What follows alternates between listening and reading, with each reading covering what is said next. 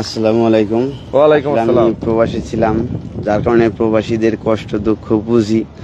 তারা দেখা গেল টাকা ইনকাম করে, যাই করে মোটামুটি একটা ভালো একটা অ্যামাউন্ট তারা ইনকাম করতে পারে, কিন্তু তারা রাখতে পারে না।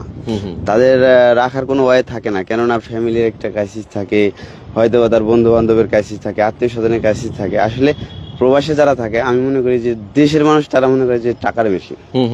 তো তাদের উদ্দেশ্য করে যে আমি চিন্তা ভাবনা করছি, না, তারা দেশে আইসা যেন তাদের ভবিষ্যৎ কিছু নিশ্চিত করতে পারে, ভবিষ্যতে যেন তাদের একটা সম্পদ আছে, তারা স্থায়ীভাবে যেন কিছু করতে পারে। তাদের উদ্দেশ্য করে মূলত আমি এই চিন্তা ভাবনাটা নিছি যে না, তারা দেশে আসুক। পরে মেজো ভাইয়ের সাথে আলাপ করলাম, পরে মেজো ভাই পরে সুন্দর একটা ডিসিশন নিছে। যাক, মেজো ভাইয়ের ডিসিশন আমার খুব ভালো লাগছে, আলহামদুলিল্লাহ। তো যারা যারা প্রবাসে আছেন, আমি প্রবাসী ছিলাম, যার কারণে জানি আপনারা যখন বাংলাদেশে ট্রেডিং করছেন প্রবাসে যাওয়ার জন্য যে 3 দিনের, ওই জায়গাও কিন্তু সবাই এই একটা কথাই বলছে যে তোমাদের সম্পদ তোমাদের ভাবে রাখতে হবে, তোমরা বাবার কাছে দিবা, ভাইয়ের কাছে দিবা, তারা দেখালো তোমাদের সম্পদ অপচয় করবে।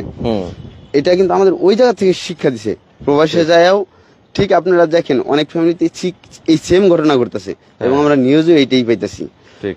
তো আমার সবকিছু মিলে যে না, আমি প্রবাসীদের জন্য কিছু করতে চাই, আমার নিজের পক্ষ থেকে এটা উদ্যোগ নিচ্ছি। এবং আমার সাথে আমার ভাই আছে, ইনিও আমার সাথে এখন জড়িত এই উদ্যোগের ব্যাপারে, এবং তিনি একমত। আচ্ছা আচ্ছা। তো সব প্রবাসী ভাইরা আমি দোয়া করি আপনারা ভালো থাকেন, দেশে আসেন এবং দেশে কিছু একটা করে আপনারা আপনাদের ভবিষ্যৎ নিশ্চিত করেন। সারা জীবন প্রবাসী থাকাটা সম্ভব না। আপনারা ফ্যামিলি পিছনে সময় দিবেন, প্রবাসী থাকবেন, আসলে এইভাবে হয় না। তো প্রবাসী থাকলে কি দেখা গেল কারো দুঃখ কেউ বুঝে না, কারো কষ্ট কেউ বুঝে না। দেশে একটা অনুষ্ঠান হইতেছে, সে ভিডিও ফোনে একটু খুশি হইতেছে, কিন্তু তার অন্তরটা ফাইটা যায়। ঠিক ঠিক। সে কোনো আনন্দ ভোগ করতে পারে না। তার একটু অসুখ হয়েছে, সে ওই বিদেশে এমন প্রবাসী এমন একটা জগৎ যে কেউ কারো হেল্প করতে চায় না, কেননা কারো ওইভাবে সময় নাই।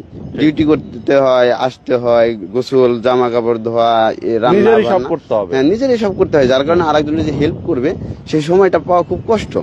যার কারণে আমি চাই যে তারা দেশে আসুক, তাদের নিশ্চিত একটা ইনকাম হ্যাঁ, নিশ্চিত ইনকাম নির্দিষ্ট করে তারপরে সে দেশে আসুক, দেশে ইনকাম করুক এবং পরিবারের সাথে ভালো থাকুক। তো অনেক ধন্যবাদ ভাই আপনাকেও। আমাদের দর্শক যারা আছেন, আমি সবাইকে বলবো যারা অবশ্যই এখনো যারা প্রবাসে আছেন, আপনারা যদি মনে হয় যে না আমার দেশে বেটার, আমার বিদেশ থেকেও আমি এখানে দেশে একটা বেটার একটা কর্মসংস্থানের সুযোগ পাচ্ছি, বসবাসের জন্য আমি একটা ব্যবস্থা করতে পারছি, অবশ্যই আপনার দেশে চলে আসবেন। ওকে, তো আজকে আমরা শেষ করে দিচ্ছি। সবাই ভালো থাকবেন, সুস্থ থাকবেন। আল্লাহ হাফেজ।